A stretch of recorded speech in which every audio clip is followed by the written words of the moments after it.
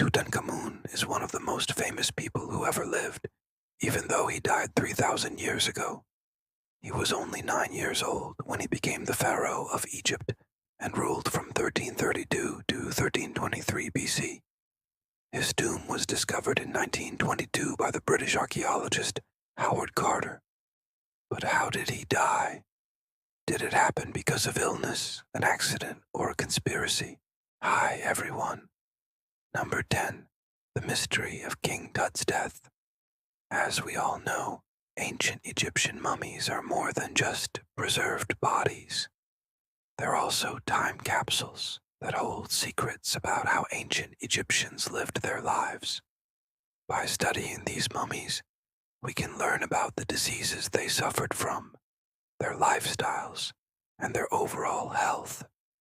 When researchers studied King Tut's mummy, they found out that he had several health problems while he was alive. This is not surprising since he took the throne when he was very young and was considered a sickly child. He was born with a club foot, likely due to malaria. Researchers also discovered that he suffered from a rare bone disease called osteomyelitis. The condition causes vertebrae to fuse together, which led to scoliosis. Other research shows that he had malaria when he was a teenager, and it may have played a part in his death. But what evidence do we have that he had malaria? Scientists used a type of technology called computed tomography to look at his brain without having to remove the bandages. What they found surprised them. There was something growing inside of his skull. It wasn't a parasite or bullet fragments like they thought. Instead, it was evidence of malaria. The new scanning technology allowed researchers to see that the king had suffered repeated bouts of malaria throughout his life. Malaria is caused by a parasite that lives in mosquitoes. The parasite enters the body through mosquito bites. Once inside the body, it travels to the liver where it matures and reproduces. Then, it infects red blood cells. After infecting those, it bursts out of the cells and enters new ones.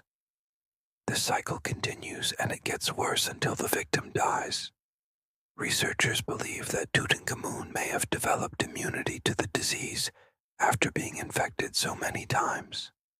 But then, something different happened. He developed cerebral malaria. This means that the parasite traveled to his brain. That's why there were lesions on his brain. Since this type of malaria is so severe, it may have been the reason for his early death. Number 9. A fall from a chariot. Another theory is that the young king died in a chariot accident. It makes sense since the pharaohs were known for driving their chariots at high speeds. One day, the king may have fallen out of the chariot and injured himself fatally. But if he had been thrown from a chariot, shouldn't his bones be broken? Not necessarily. Chariots have wheels made out of wood. So if Tutankhamun had been thrown onto the wooden wheels, his bones could have been crushed. Unfortunately, nobody examined his skeleton thoroughly enough to find out if his bones were crushed or not. We don't know if the wheel crushed him or the weight of the horse caused his bones to break. We simply don't know because the examination of his body was rather superficial. Most theories about how the boy pharaoh died are based on the damage to his bones and body. But researchers weren't able to find any conclusive evidence that would explain how he died. It seems as if whoever wrapped his body after he died did a very thorough job. He was buried in the Valley of the Kings, and his tomb was sealed up tight. No one was allowed inside for thousands of years. It wasn't until 1922 that Howard Carter discovered the tomb, and by that time, it had already been vandalized. Thieves had stolen many of the treasures that would have once adorned his tomb. When Carter entered the chamber, he stepped into a time capsule of sorts. Although many things had been stolen, there were still some objects left behind. This is a good thing since it gave us clues as to how the young pharaoh may have died. Number 8. A dagger in the back. One of the theories claims that the young pharaoh was assassinated. Some say he was killed by a dagger plunged into his back. However, no such wound was found on his body. In fact, his body has no wounds at all. It looks as if he died peacefully. The fact that he has no wounds doesn't mean that he wasn't murdered. Someone may have tried to cover up his wounds. Many people wanted to keep his assassination a secret, including his successor, Nefertiti. It's true that Tutankhamun's death may have been covered up. For example, there's a record of someone called Ankh-Mahor who wrote about how the pharaoh died. However, his account was destroyed. Only pieces of it remain.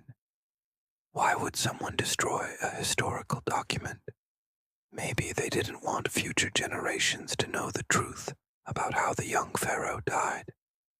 Others believe that the records were destroyed accidentally. Over time, papers degrade and get eaten away by insects. It's possible that Ankh-Mahor's account was lost to time because of natural occurrences. Unfortunately, it's impossible to tell if someone destroyed it on purpose or if it was damaged accidentally. Number 7. Poisoned wine. Another theory is that the pharaoh was poisoned by his own advisors. This is a popular theory among those who believe that he was murdered. However, there's no way to prove it. If he was poisoned, the poison wouldn't have left a mark on his body. To find out if he was poisoned, scientists would need to extract DNA from his remains and examine it. But doing this would be highly unethical. Imagine that archaeologists found your body after you died. Then they dug up your corpse and extracted your DNA. You probably wouldn't be too happy about it. This is why scientists don't do this kind of research. There are exceptions. In 2016, scientists got permission from a Russian family to dig up the bodies of their relatives. They wanted to study the family to understand more about schizophrenia. The family members had died over a century ago. Still, it goes to show how unlikely it is that scientists will ever be able to test Tutankhamun's remains to find out if he was poisoned. In the end, it doesn't really matter if he was poisoned or not. There's a good chance that whoever poisoned him is long dead. And even if there was someone alive today who knew the truth about the boy pharaoh's death, they aren't going to reveal their identity. So it's a mystery that will never truly be solved. Number 6. Stabbed by a healer. It's possible that one of the healers working in the royal court was responsible for killing the pharaoh. According to some reports, the king went to see a healer to receive treatment. But instead of curing his malaria, the healer may have done him in.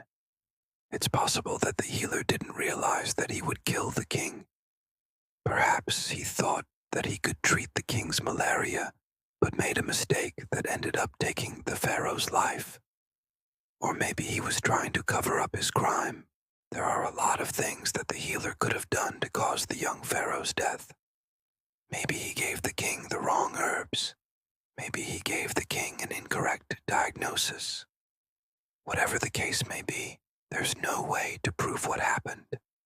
Again, the only way we could find out if the pharaoh was poisoned would be to dig up his remains and extract his DNA. And we'll never do that.